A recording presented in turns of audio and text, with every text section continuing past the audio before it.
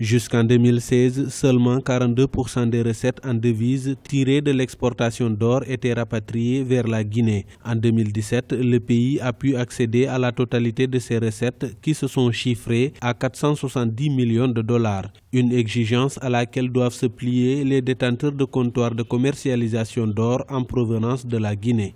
Ces montants, bien sûr, ce ne sont pas des recettes pour l'État, mais c'est des retours de devises, c'est des entrées de devises qui alimentent le système bancaire national et contribuent à la stabilité de la monnaie et donc à l'amélioration des conditions économiques générales. Ce suivi a permis de noter d'importantes avancées tant en termes de quantité d'or exporté que de rapatriement des recettes en dollars, conformément à la réglementation en vigueur.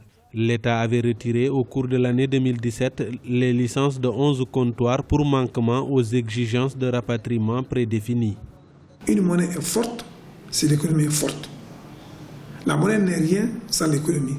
Quand le prix monte, parce que le dollar est monté à l'extérieur, évidemment, mécaniquement, le change aussi va monter, d'où l'inflation.